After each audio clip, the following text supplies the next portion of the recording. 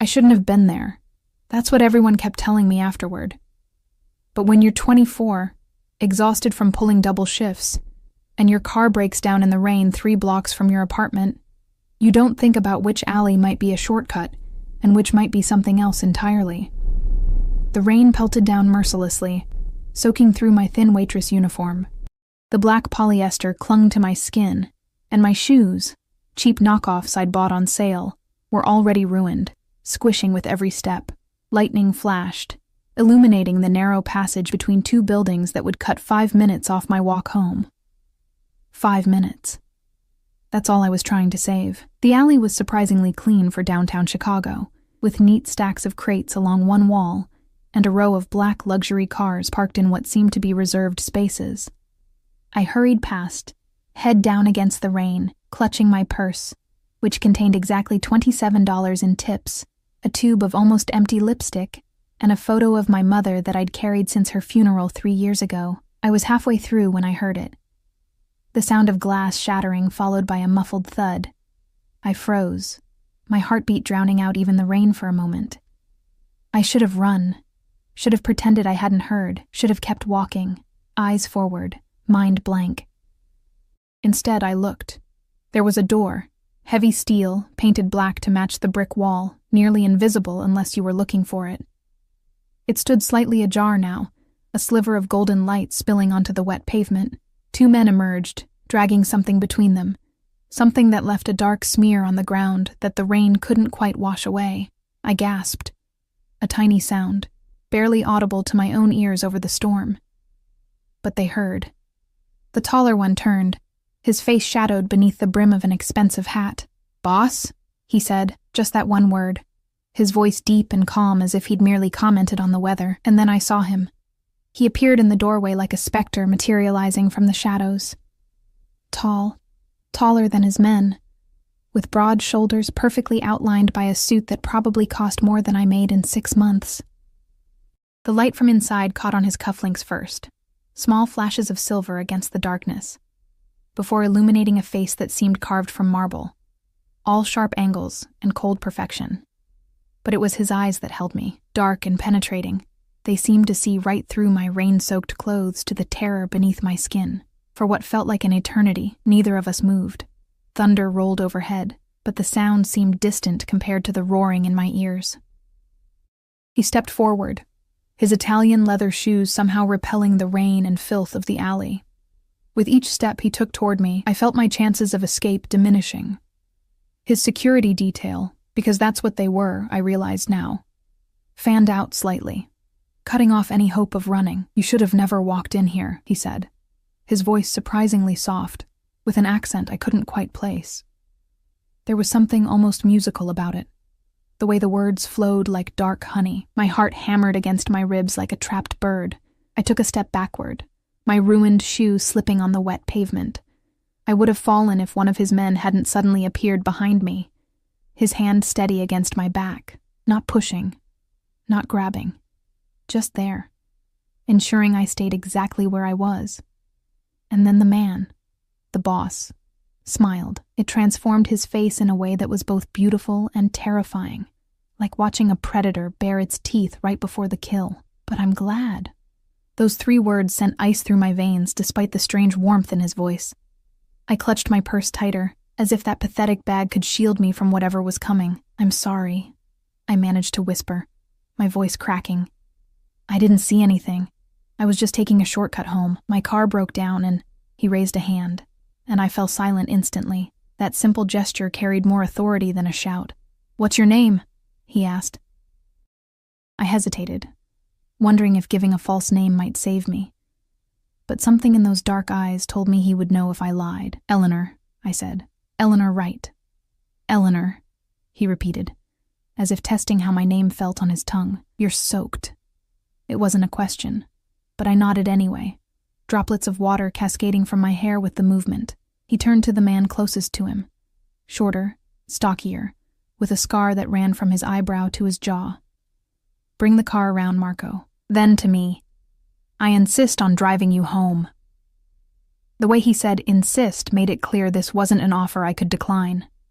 "That's really not necessary," I said. my voice sounding thin and unconvincing even to my own ears. "I only live a few blocks from here." "All the more reason." He stepped closer, and I caught his scent. Expensive cologne with notes of cedar and something darker underneath. "It would be unconscionable to let you walk home in this weather." A black Bentley glided into the alley, moving silently despite its size. The driver, Marco, stepped out and opened the rear door. The boss gestured toward it with one elegant hand. "After you, Eleanor." I looked at the open car door, then back down the alley toward the safety of the main street. The man behind me shifted slightly, a reminder of his presence. I had no choice, and we all knew it. I climbed into the Bentley, the leather seat cool and dry against my wet skin. He slid in beside me, leaving enough space that we weren't touching, yet somehow filling the entire car with his presence. The door closed with a soft thud that sounded to me like a prison cell locking. "Where do you live?" he asked as Marco returned to the driver's seat. I gave my address in a whisper, and the car moved forward, the wipers clearing sheets of rain from the windshield. Inside, it was warm and eerily quiet, the expensive engineering muffling the storm to a distant murmur. "You haven't asked who I am," he said after a moment, his gaze fixed on my face. "I don't need to know," I said quickly. Too quickly. That smile again, the one that didn't reach his eyes, but I think you do. "My name is Alessio Russo." The name meant nothing to me then. I didn't move in circles where names like his carried weight and inspired fear.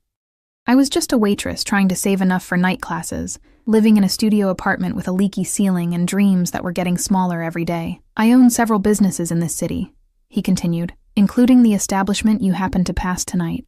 "I'm sorry," I said again. "I really didn't see anything." "But you did." His voice remained soft, conversational. "You saw my men removing something from my property. You saw my face. You know my name now." Each statement fell between us like stones dropping into dark water. I gripped the edge of the seat, my knuckles turning white. "I won't tell anyone," I promised. "Please, I just want to go home." "And I'm taking you there," he gestured to the passing streets outside. "See? No detours." I realized then that we were indeed heading directly to my apartment building. Somehow that was more frightening than if he'd taken me elsewhere. "How will you pay for car repairs on a waitress's salary?" he asked suddenly. I blinked, thrown by the change of subject. "How did you know I'm a waitress?" He nodded toward my uniform, still visible beneath my rain-soaked jacket. "The Venetian, one of Giovanni Marconi's restaurants." His lip curled slightly. "Mediocre food, excellent location. The pay is decent," I said, defensive despite my fear. "And the tips are good on weekends, but not good enough to fix whatever is wrong with your car." I didn't answer. He was right. The transmission had been slipping for weeks, and the estimate I'd gotten was more than I could afford. I'd been putting money aside, but at the rate I was saving, it would be months before I could get it fixed. "I have a proposition for you, Eleanor Wright." He turned in his seat to face me fully, and I pressed myself against the door, as if those extra inches could somehow protect me. "I find myself in need of someone with your particular qualities." "What qualities?"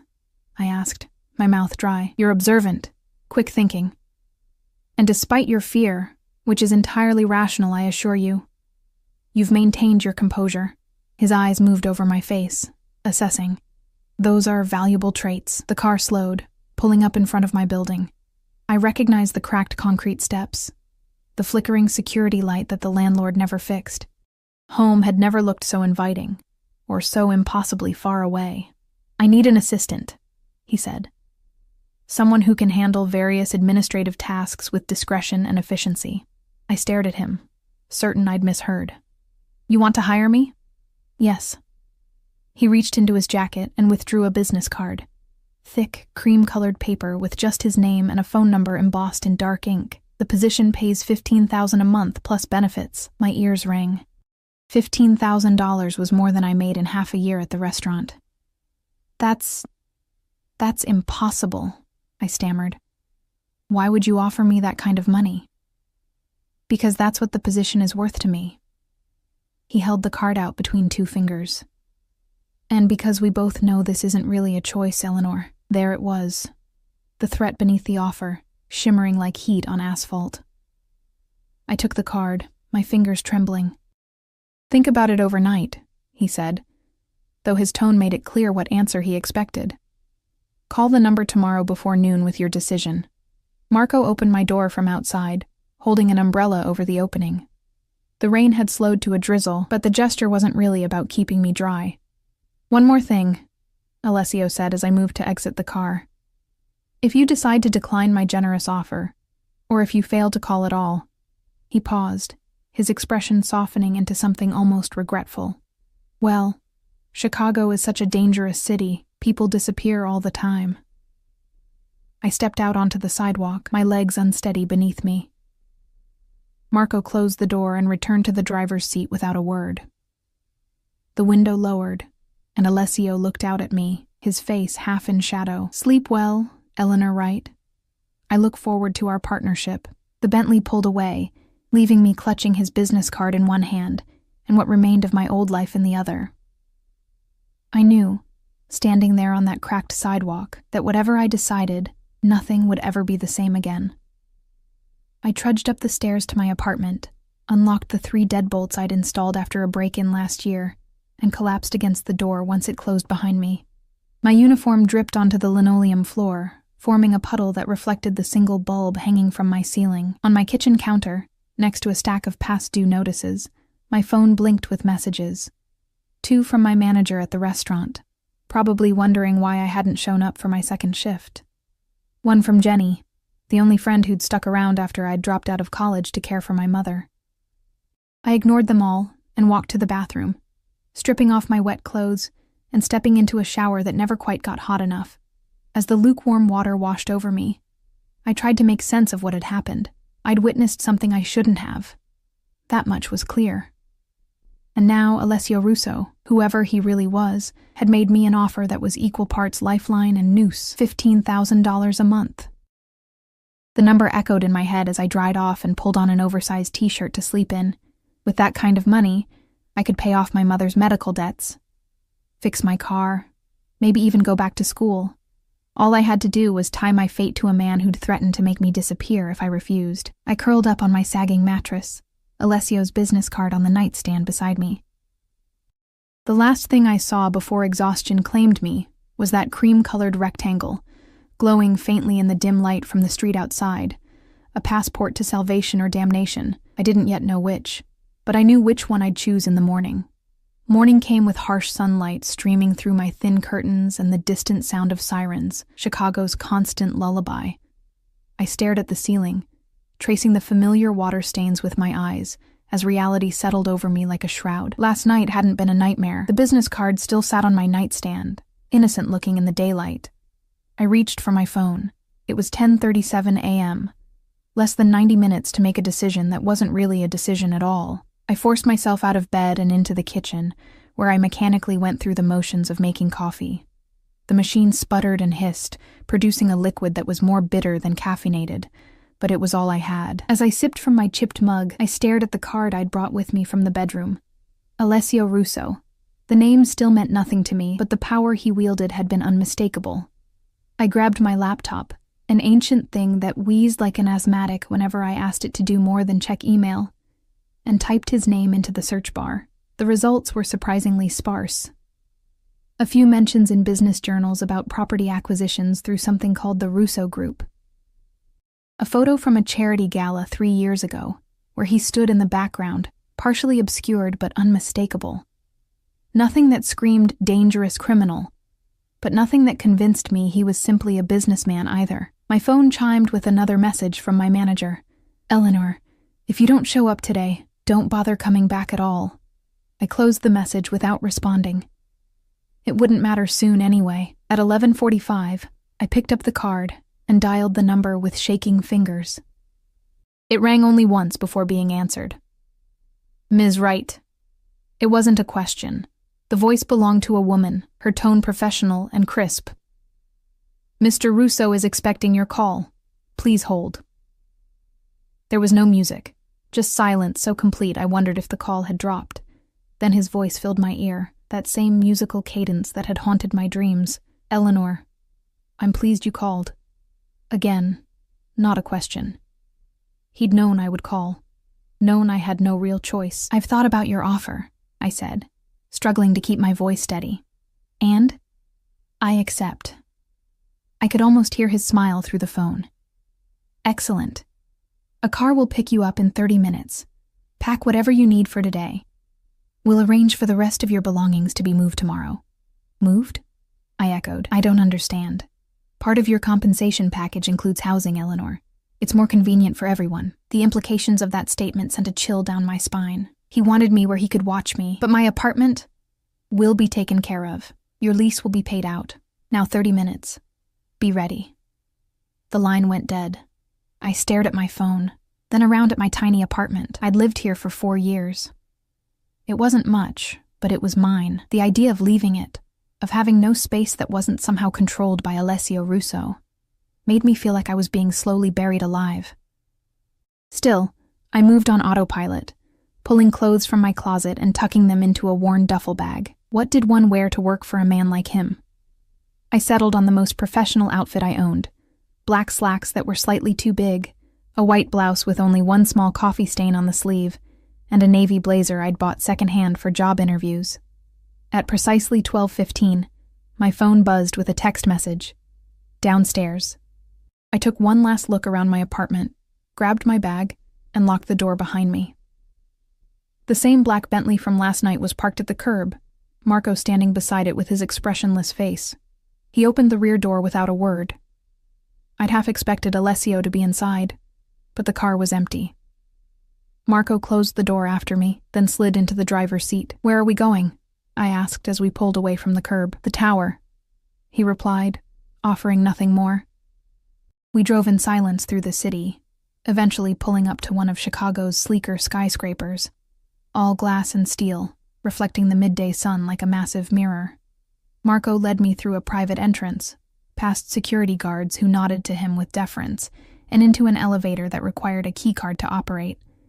He pressed the button for the 50th floor, the top of the building. The elevator rose smoothly, my stomach dropping slightly with the rapid ascent. When the doors opened, I stepped into what could only be described as a fortress disguised as a luxury office. The reception area was all understated elegance: cream marble floors, tasteful artwork on the walls, and a massive desk where a woman who looked like she moonlighted as a runway model sat typing on a sleek computer. She looked up as we approached, her expression professionally blank. "Ms. Wright," she said, rising to her feet. She was tall, willowy, dressed impeccably in a charcoal suit that probably cost more than my entire wardrobe. "I'm Sophia, Mr. Russo's executive assistant. Welcome to the Russo Group." I clutched my bag tighter. "Thank you." "Marco, you can go," she said, dismissing him with a slight nod. He disappeared back into the elevator without a word. Sophia turned her attention back to me. "Mr. Russo is in a meeting, but he asked me to get you settled. I'll show you to your office. My office." The words sounded foreign, like they belonged to someone else's life. I followed her down a hallway lined with glass-walled conference rooms and private offices. Men and women in expensive suits moved with purpose, barely glancing our way. It looked like any high-end corporate office. Nothing to suggest that its owner had men who dragged things that left bloodstains through back alleys. Sophia stopped at a door near the end of the hall, opening it to reveal a space that made me catch my breath. Floor-to-ceiling windows offered a panoramic view of the city, Lake Michigan, a brilliant blue in the distance. The furniture was minimal but clearly expensive. A glass desk, an ergonomic chair that probably cost as much as my car, and a small seating area with a leather sofa and 2 chairs. "This is yours," Sophia said, watching my reaction with what might have been amusement. "Your computer has been set up with the accounts you'll need access to. Your key card is in the top drawer. It will get you into the building, this floor, and your apartment." "My apartment?" She nodded toward the windows. "The residential section of the tower is on floors 40 through 49. You're on 45. I'll take you there after you meet with Mr. Russo."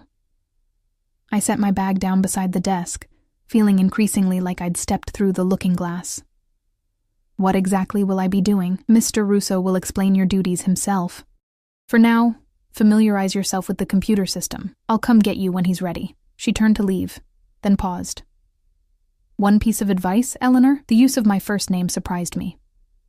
Yes? Whatever you saw in that alley, forget it. And whatever you think you know about Mr. Russo, forget that too. It's easier that way." With that enigmatic statement, she left, closing the door quietly behind her. I sank into the chair, which adjusted to my body like a gentle embrace. The computer on the desk came to life as I touched the mouse, asking for a password I didn't have. I opened the top drawer and found a key card with my name on it, along with a folded piece of paper. Inside was written a single word: Eleanor, followed by what I assumed was my temporary password. I logged in, finding a sleek, minimalist desktop with only a few icons: email, calendar, a folder labeled projects, and another simply called RG. I clicked on the email, finding an inbox that was empty except for a welcome message from IT with instructions for changing my password. Curious, I tried the folder labeled RG. A password prompt appeared, and when I tried Eleanor1 again, an error message flashed. Access denied. Unauthorized attempt logged. My pulse quickened. I quickly closed the window, suddenly certain I was being watched. I glanced around, spotting the small camera in the corner of the ceiling. Of course there would be surveillance. I was in the lion's den now. I spent the next hour exploring what I could access, which wasn't much. My calendar showed nothing but orientation for the rest of the day. The projects folder contained templates for various documents, contracts, proposals, non-disclosure agreements, but no actual files.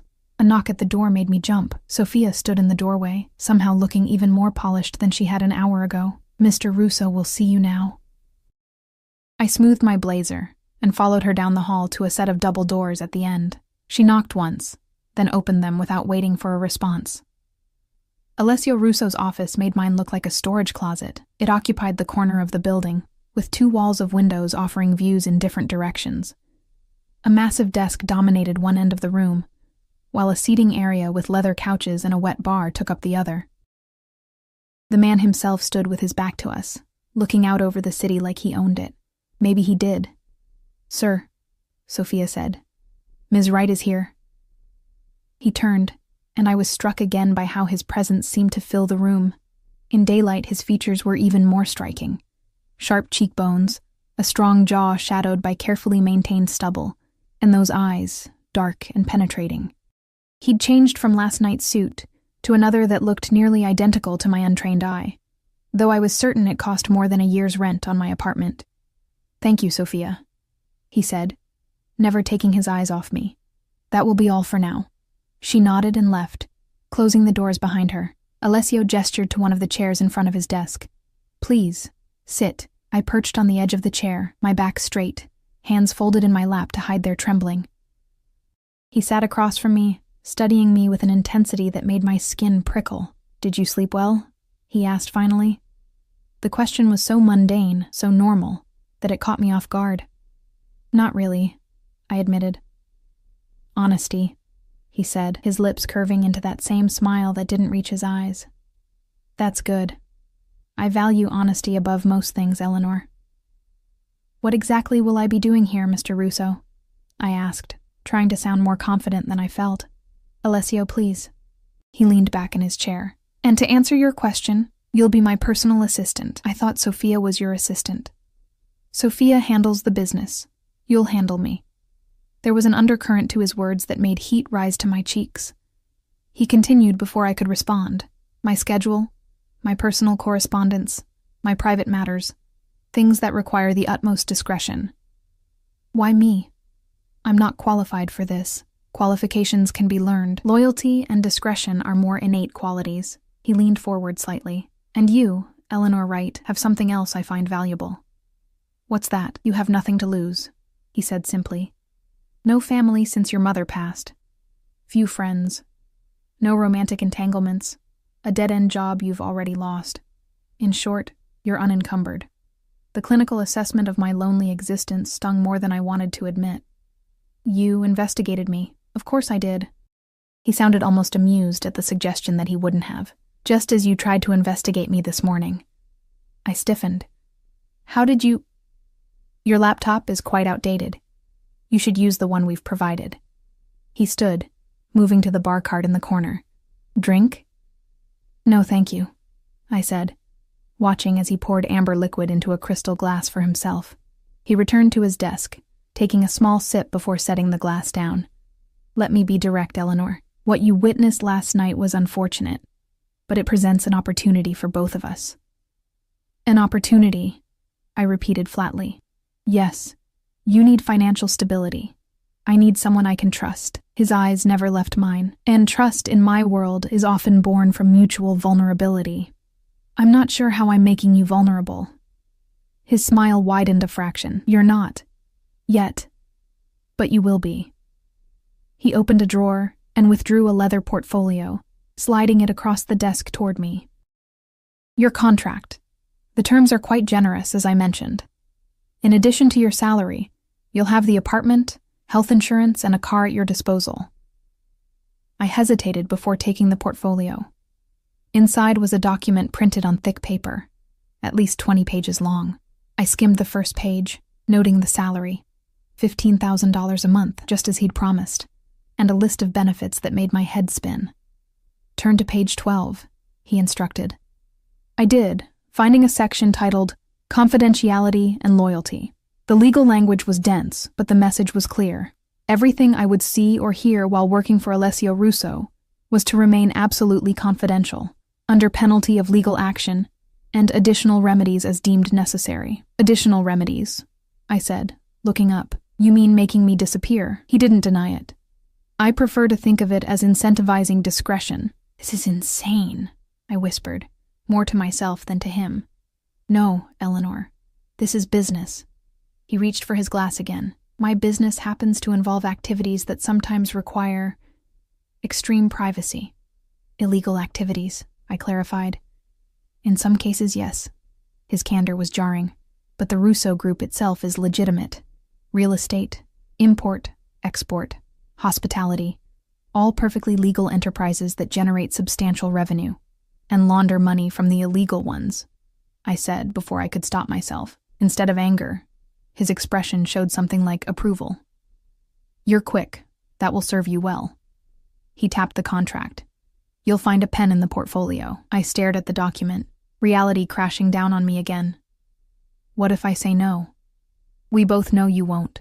His voice remained gentle, almost kind, which somehow made it worse. But if you're asking what would happen in that hypothetical scenario, let's just say you've already seen too much.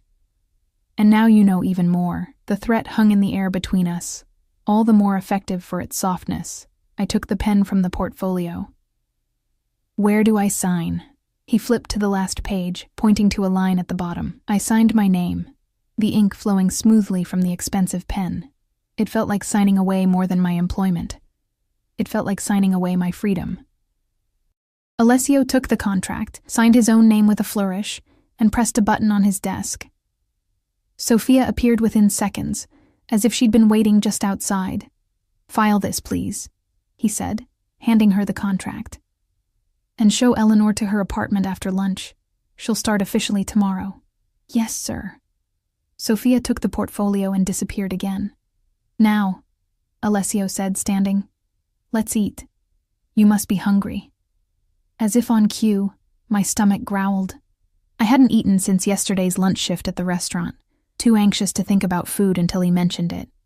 He led me through a door I hadn't noticed, hidden in the wood paneling of his office. It opened onto a private dining room with another stunning view of the city. A table was already set for two, silver domes covering what I assumed were our plates. I took the liberty of ordering, he said, pulling out a chair for me. I hope you don't mind. I sat, feeling increasingly like a character in someone else's story. He took the seat across from me and lifted the domes, revealing perfectly arranged plates of pasta with seafood. Linguine alle vongole, he said, an old family recipe. The food smelled divine, but I hesitated, an irrational fear flashing through my mind. What if it was drugged? What if this was all some elaborate setup? Alessio watched me, then smiled, a real one this time, with a hint of amusement that actually reached his eyes. It's not poisoned, Eleanor. If I wanted to harm you, there are far more efficient ways. He twirled pasta around his fork and took a bite, maintaining eye contact. See? Perfectly safe. I felt foolish, but took a small bite anyway. The flavors exploded on my tongue. Garlic, white wine, the brine of the clams, all perfectly balanced. It's delicious, I admitted. My mother taught me to cook when I was a boy, he said, his accent becoming more pronounced as he spoke of family. She believed that no matter what business a man was in, he should know how to feed himself properly. The mention of his mother humanized him in a way that made me uncomfortable. It was easier to think of him as a monster than as someone with a history, a family, a mother who taught him to cook. Where is she now? I asked, taking another bite. She died when I was 16. A shadow crossed his face. Cancer. Much like your mother, I believe. The pasta turned to ash in my mouth. How do you know that? As I said, I had you investigated. He refilled my water glass from a crystal pitcher. We have that in common. Losing our mothers too young, it shapes a person. I didn't want to have anything in common with him. I didn't want this strange, forced intimacy. Is that why you chose me? I asked.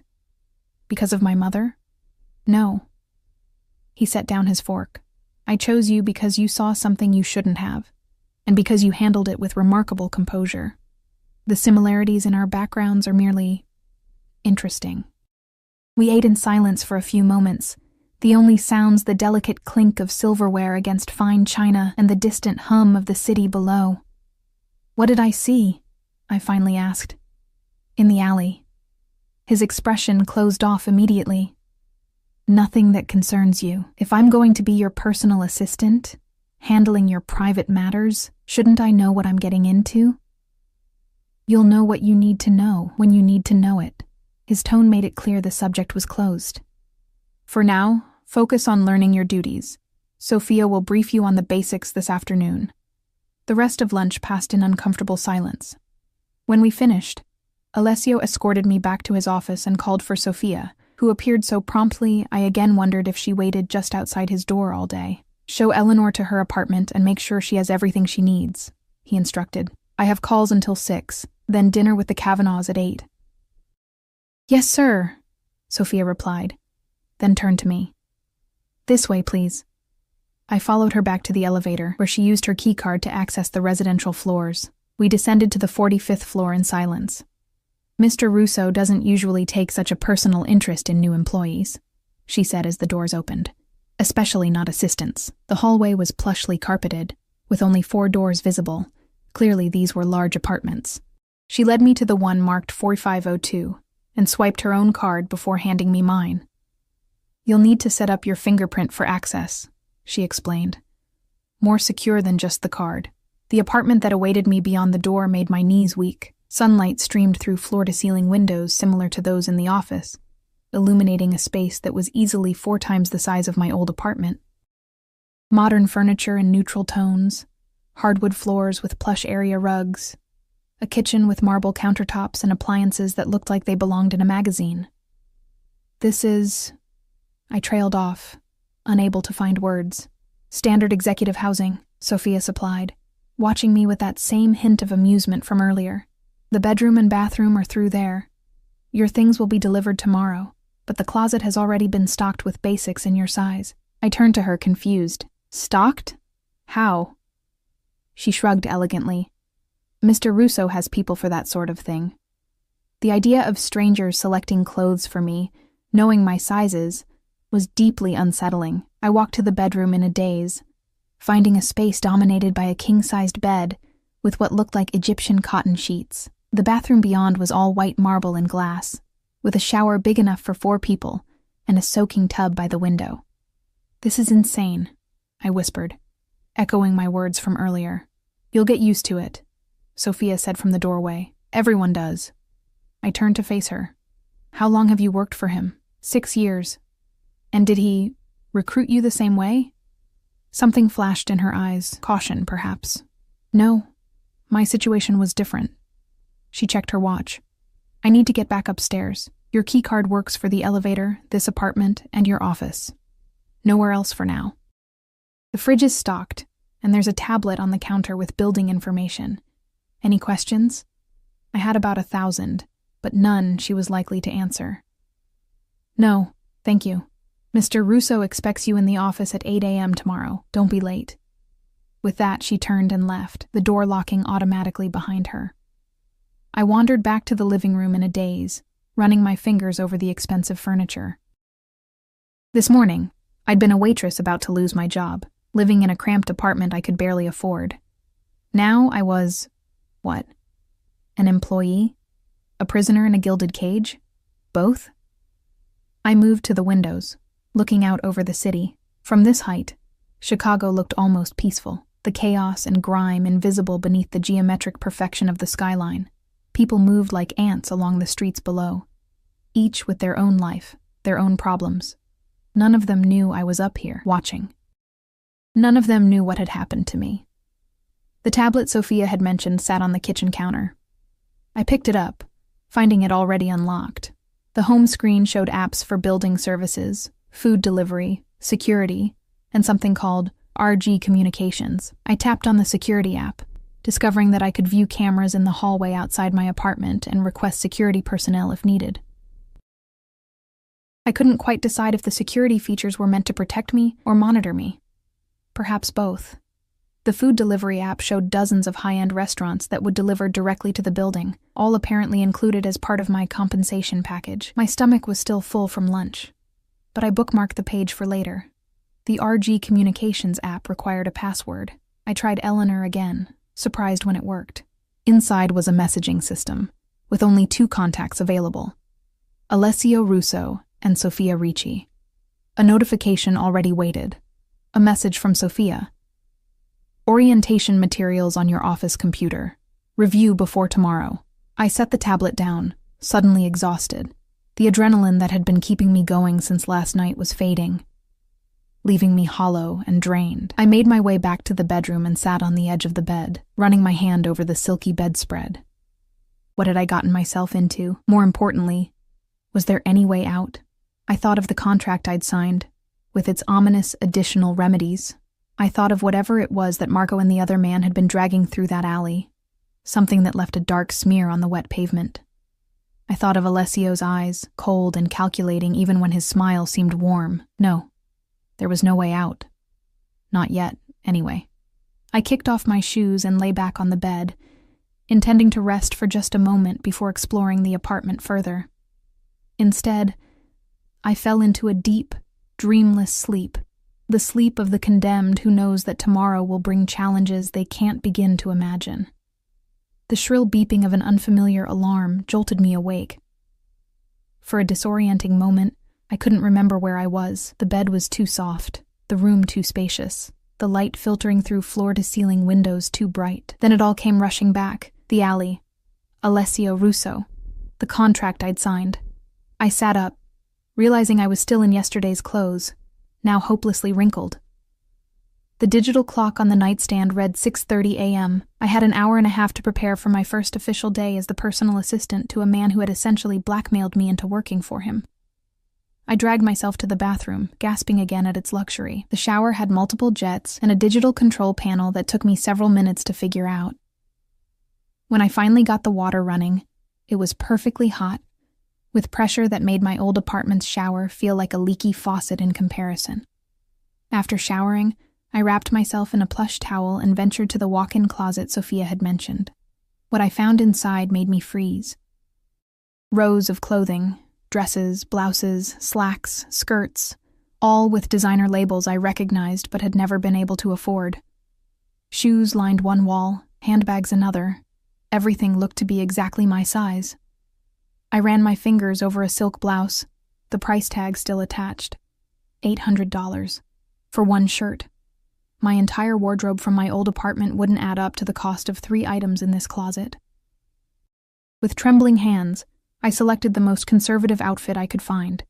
A charcoal pencil skirt, a cream blouse with a high neck, and a fitted black blazer. The clothes fit perfectly, which was both convenient and deeply unsettling. How had they known? Who had been watching me closely enough to know not just my size but my proportions so precisely? At 7:45, I made my way to the elevator, my keycard granting me access to the 50th floor. The office was already humming with activity when I arrived. Sophia sat at her desk, typing rapidly, her posture perfect. She looked up as I approached. Good morning, she said, her eyes scanning my outfit with approval. Mr. Russo is already here. He wants to see you right away. My stomach tightened. Is something wrong? Not that I'm aware of. His coffee is on your desk. Bring it with you. She returned to her typing, dismissing me. I found a steaming cup of coffee on my desk, black and fragrant. Carrying it carefully, I made my way to Alessio's office. The double doors were closed. I hesitated, then knocked softly. Come in. His voice called from within. He was standing at the window again, his back to the door, phone pressed to his ear. He wore another impeccable suit, this one a deep navy that made his shoulders look even broader. He held up one finger without turning, signaling me to wait. I don't care what it costs, he was saying, his voice cool, but with an undercurrent of steel. Take care of it. Now. He ended the call and turned to face me. Eleanor, good morning. Good morning, Mr. Russo, I said, extending the coffee cup. Sophia said you wanted to see me. He took the cup, his fingers brushing against mine. The brief contact sent an unwelcome spark up my arm. Thank you. And please, I told you yesterday, call me Alessio. I nodded, not trusting myself to speak. Up close, he was even more intimidating, his presence filling the room. He smelled expensive, like sandalwood and something darker underneath. You look nice, he said, gesturing to my outfit. Everything fit properly? Yes, thank you, I replied stiffly, though it was unnecessary to provide so much. It was completely necessary.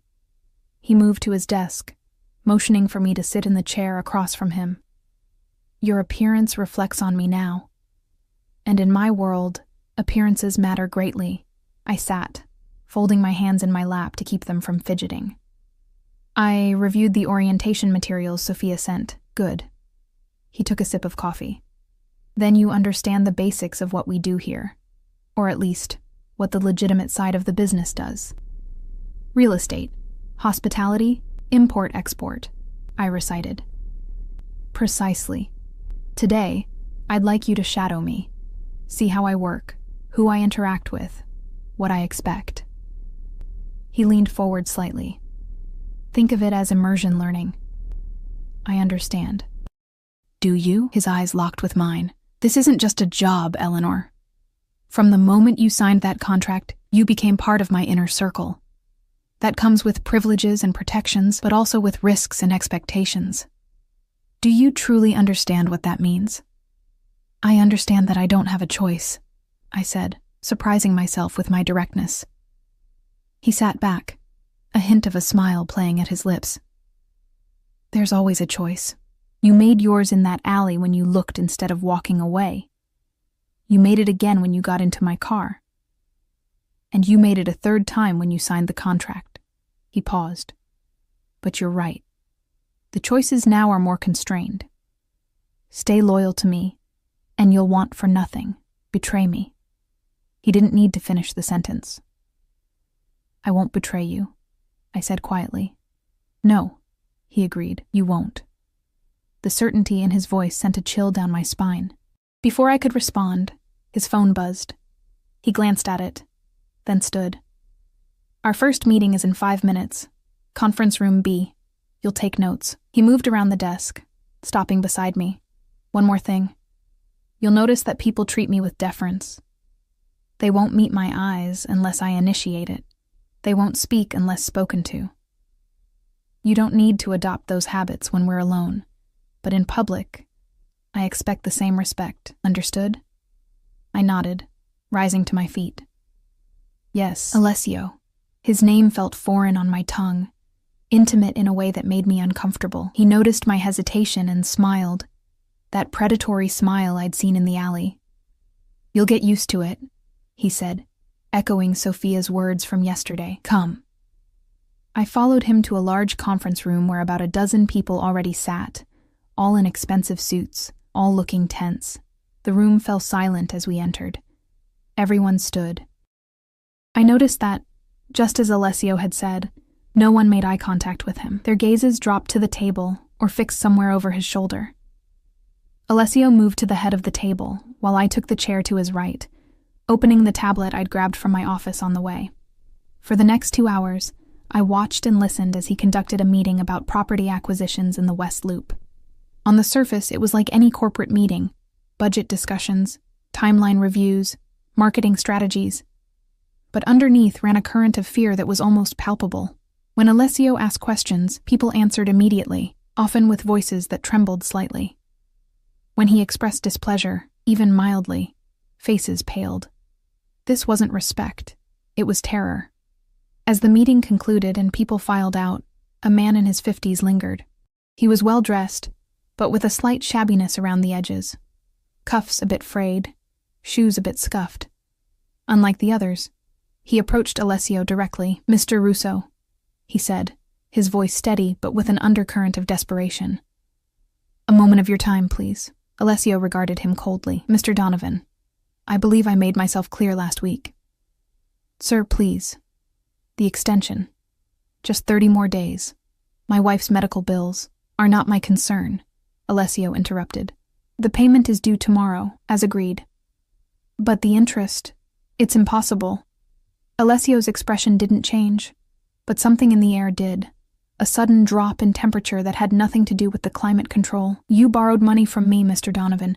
You agreed to my terms. Your personal circumstances are irrelevant." The man's face crumpled. "Sir, please." Alessio turned to me, dismissing the man entirely. "Eleanor, note that Mr.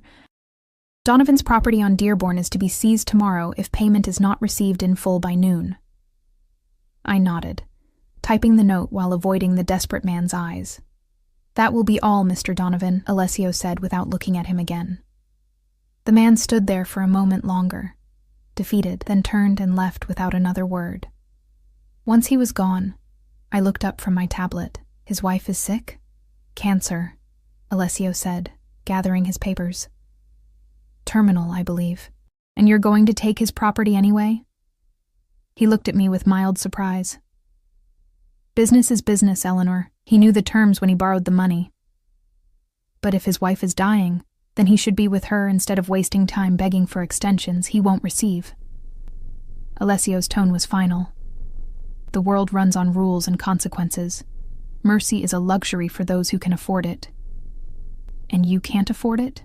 I asked before I could stop myself. Instead of anger, his expression showed something like curiosity. "Interesting. Most people wouldn't dare question me, especially not on their second day." He studied me for a moment. "To answer your question, mercy has its place, but not in business. Show weakness once, and everyone expects it. The empire I've built requires consistency and firmness." "Cruelty, you mean," I said softly. His eyes hardened. "Be careful, Eleanor. Your position gives you certain liberties in private, but they are not unlimited." He checked his watch. "We have a lunch meeting in 30 minutes. With the Kavanaughs." The abrupt change of subject was clearly intended to end the discussion. I followed him out of the conference room, my mind still on Mr. Donovan and his dying wife. What kind of man could remain unmoved by such a plea? The same kind who had men dragging bloody bundles through alleys at night, I supposed. The rest of the morning passed in a blur of meetings and phone calls. Alessio moved through his schedule with efficiency and authority, never raising his voice but commanding absolute obedience with just a look or a word. I took notes, fetched coffee, and learned the names of key players in his organization. By noon, my head was swimming with information, and I was beginning to understand the scope of the Russo Group's operations, at least the legal ones. Lunch was at an exclusive restaurant on the riverfront, where we were immediately shown to a private room. A middle-aged couple waited for us. The Kavanaughs, I presumed.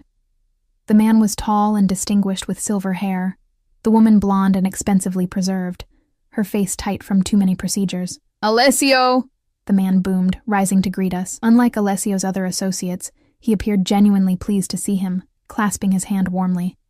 "And who is this lovely creature?" "Eleanor Wright, my new personal assistant," Alessio introduced me. "Eleanor, this is Judge William Kavanaugh and his wife Margaret." A judge. I tried to keep my expression neutral as I shook their hands, so Alessio had connections in the judicial system. Of course he did. "Charming," Margaret Kavanaugh said, her eyes evaluating me with cool assessment. You do have excellent taste, Alessio. The implication in her tone made me flush. Alessio merely smiled, pulling out my chair for me before taking his own seat. "How is your daughter, William?" Alessio asked as waiters appeared with wine and appetizers. "Still enjoying Harvard Law?" "Very much so," the judge replied. "Thanks in no small part to your scholarship foundation. We can never repay your generosity." "No need," Alessio said smoothly. "Supporting bright young minds is reward enough. Though I do have a small favor to ask regarding that matter we discussed last week." The judge's expression sobered immediately. "Of course. I've reviewed the case files. I believe I can help." They moved on to discussing what was clearly court business, speaking in vague terms about arrangements and favorable outcomes. I kept my eyes on my notepad, pretending not to hear what was clearly judicial corruption happening right in front of me. Margaret Kavanaugh watched me with amusement. "First week?" she asked during a lull in the men's conversation. "Second day," I replied, taking a sip of water. "Ah." She smiled knowingly. "It gets easier, you know, once you understand how things work in Alessio's world." "And how do things work?" I couldn't help asking. She leaned closer, her voice dropping to a conspiratorial whisper. "Everyone has a price, dear. Everyone. The sooner you accept that, the happier you'll be." She glanced at her husband, then back to me. William was a crusader once, all about justice and ethics. Now our daughter attends Harvard on a full scholarship. We summer in the Hamptons, and retirement will be very comfortable indeed. Her perfectly manicured hand reached for her wine glass. "That's what Alessio does. He finds what you need most and offers it to you. The price is usually less than you'd expect, but more than you want to pay." I thought of my own situation. Financial security in exchange for complicity in whatever Alessio was involved in. "And if you refuse?"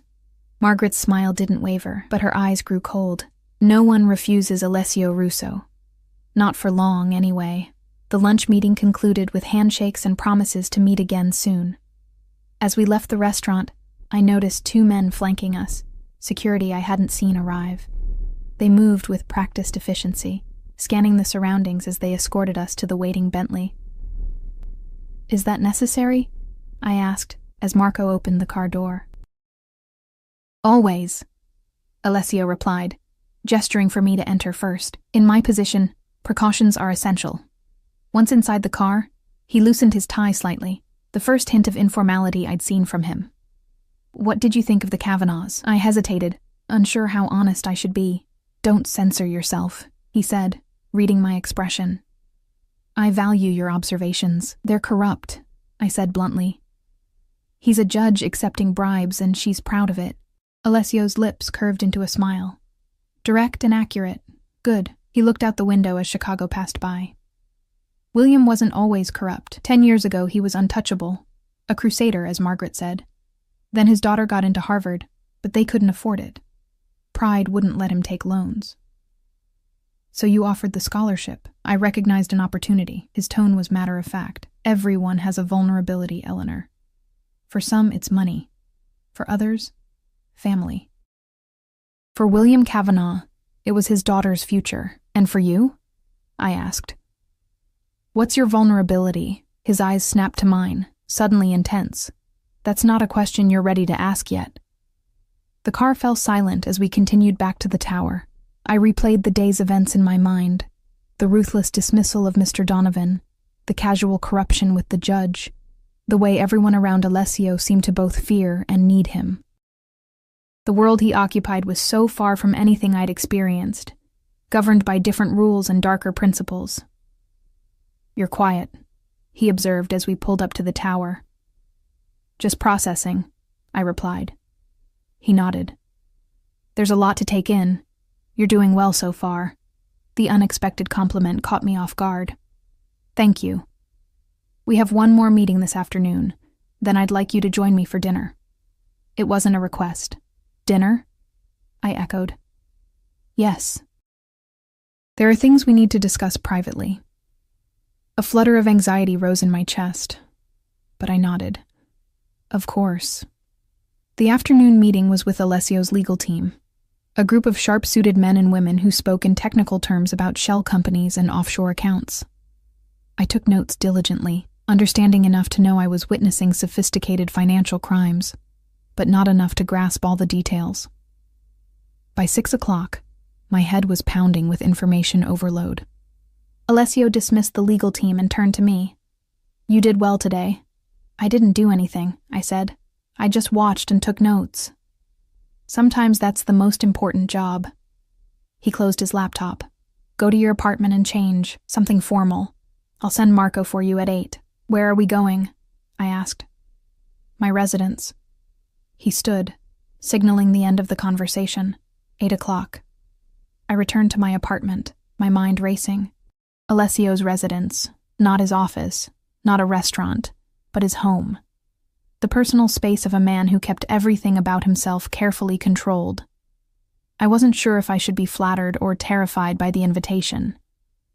In the walk-in closet, I found a section of evening wear I hadn't noticed that morning. After deliberating, I selected a simple black dress with a modest neckline but a back that dipped just low enough to be elegant without being provocative. I paired it with the lowest heels I could find and minimal jewelry. At precisely 8 o'clock, my phone buzzed with a message from Marco. I took the elevator down to find the Bentley waiting, its engine purring softly in the evening air. We drove north along Lake Shore Drive, eventually turning onto a private road that wound through an exclusive neighborhood of mansions set far back from the street. Marco pulled up to a gate, where security guards checked his ID before waving us through. Alessio's home was a modernist masterpiece of glass, steel, and stone, perched on a bluff overlooking Lake Michigan. Lights illuminated the perfectly landscaped grounds, and water features created a gentle ambient sound as Marco led me to the front door. It opened before we reached it, revealing Alessio himself. He'd changed from his business suit to black trousers and a charcoal cashmere sweater that somehow made him look both more relaxed and more dangerous. "Eleanor," he said, his eyes moving over me in a quick assessment. "You look lovely. Come in." I stepped into a soaring entryway with a view straight through to the lake beyond. The interior was minimalist but warm, with natural materials and strategic lighting creating an atmosphere of understated luxury. "Your home is beautiful," I said, meaning it. "Thank you." He led me through to a spacious living area, where a table had been set for two beside a wall of windows. "I designed it myself." "You're an architect too?" "No, but I know what I like." He gestured to a chair. "Please sit. Would you like wine?" "Yes, please."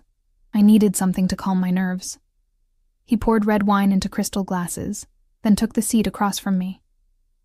"I imagine you have questions after today." "About 1,000, I admitted. "Ask."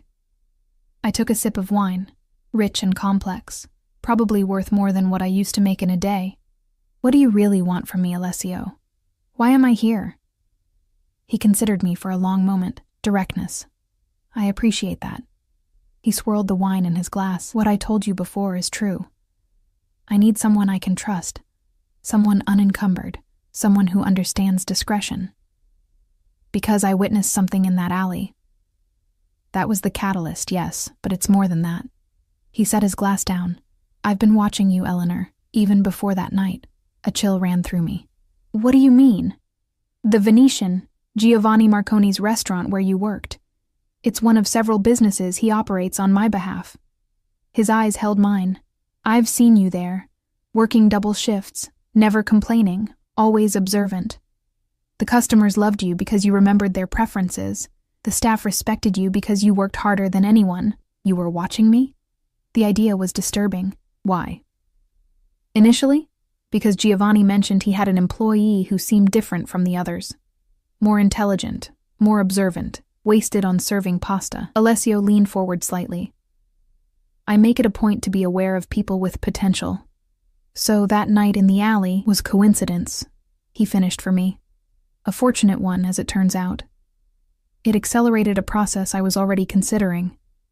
My mind reeled. All those months of struggling, of working myself to exhaustion. And he had been watching, evaluating me like some kind of specimen. "What was happening that night?" I asked. "What did I see?"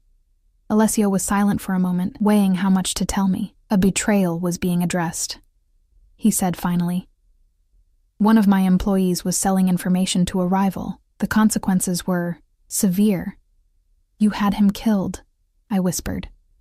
I protected what's mine. His voice remained calm, matter of fact. In my world, betrayal cannot be tolerated.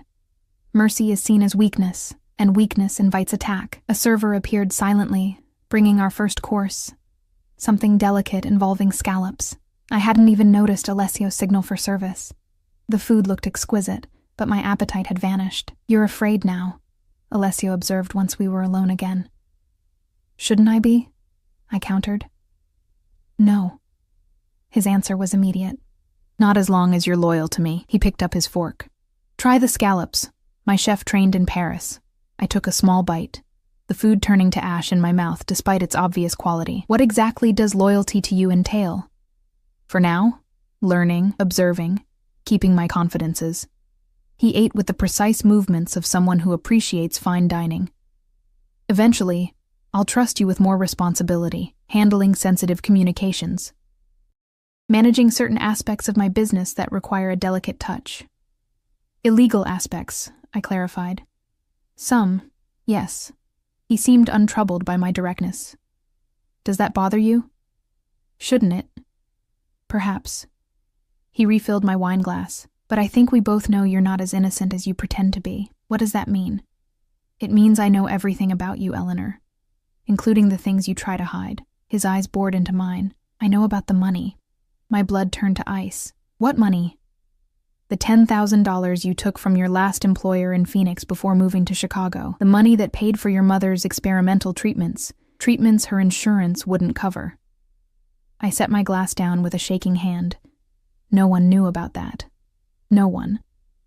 "How did you—" "As I said, I had you investigated thoroughly."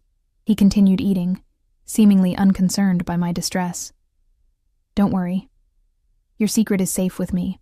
I don't judge you for it. Quite the opposite. It shows resourcefulness, determination, a willingness to do what's necessary for someone you love. It's not the same as what you do," I said, my voice barely audible.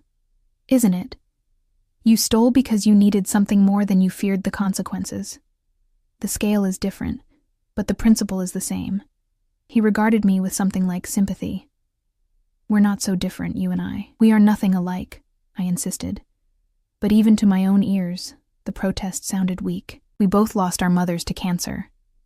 We both understand what it means to do whatever is necessary to protect what matters to us. Alessio's voice softened slightly. "The difference is that I have built an empire that allows me to act without fear of consequences. You haven't. Yet." The rest of dinner passed in a blur. Course after exquisite course appeared and disappeared, accompanied by wine pairings I barely tasted. Alessio shifted the conversation to safer topics: art, literature, music.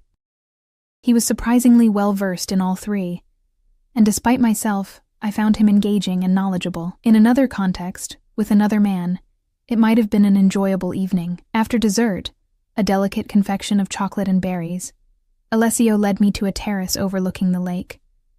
The night air was cool but not cold, the stars obscured by Chicago's light pollution, but the moon bright enough to cast rippling reflections on the water below. "Beautiful, isn't it?" he asked, standing close enough that I could feel the heat from his body. "Yes," I admitted. "I come out here to think sometimes, to remind myself what I'm building, what I'm protecting." He turned to face me. "Do you know why I really brought you here tonight, Eleanor?" My pulse quickened. "Why?" "Because I wanted you to see that there are benefits to the path you found yourself on." His hand came up to brush a strand of hair from my face, the touch so light it was barely perceptible. "The life I can offer you is one most people only dream of: security, luxury, power." "At what cost?" I whispered. "Loyalty, discretion, occasionally moral compromise." His hand lingered near my face. "But nothing you haven't already shown yourself capable of." I stepped back, away from his touch. "I stole once, out of desperation, to save my mother. It's not the same as—" I gestured vaguely at everything around us. "All this." "No, it's not," he agreed. "This is better, because with me, you'll never need to be desperate again." The promise in his words was seductive. Never again to lie awake wondering how to pay rent. Never again to choose between medicine and food, never again to feel the grinding anxiety of poverty. "What if I can't do it?" I asked. "What if I can't be what you want me to be?" "You already are what I want you to be," Alessio said, his voice dropping lower. "You just don't know it yet." He stepped closer again, and this time I didn't back away. His hand came up to cup my cheek, and despite everything I knew about him, the danger, the criminality, the casual cruelty, I found myself leaning into his touch. "I should go," I whispered. "Not yet." His thumb traced my lower lip. "There's something between us, Eleanor. You feel it too." I did. A pull like gravity, drawing me toward him despite every rational thought screaming warnings in my mind. This is a bad idea. Most of the best things in life begin as bad ideas. His smile was different now, warmer, more genuine. "I won't force anything. That's not who I am, but I won't pretend I don't want you. That would be a lie. And I promise to be honest with you. I need time," I said, finding my voice. "All of this. It's too much. Too fast." He nodded, stepping back. "Time you shall have. Marco will take you home whenever you're ready." I exhaled, relieved at the reprieve, but aware it was only temporary. "Thank you for dinner. It was educational." That earned me a genuine laugh. A sound I hadn't heard from him before. Educational. Not the word most women use to describe an evening with me, but I'll take it. Despite everything, I found myself smiling too. "I'm not most women." "No," he agreed, his expression turning serious again. "You're not. That's precisely why you're here." As Marco drove me back to the tower later that night, I watched the city lights blur past the window and considered my situation. In just 2 days, my life had transformed completely. I'd gone from anonymous waitress to the inner circle of one of Chicago's most powerful men, a man who dealt in both luxury and violence, who could offer protection or destruction with equal ease. I thought of what Margaret Kavanaugh had said. Everyone has a price. I'd already proven mine when I stole for my mother. Was this so different? Working for Alessio, accepting his world, perhaps even accepting him? The Bentley pulled up to the tower, and Marco opened my door. "Ms. Wright," he said, the first words he'd spoken to me directly all evening. "Thank you, Marco," I replied. He nodded, his expression softening fractionally.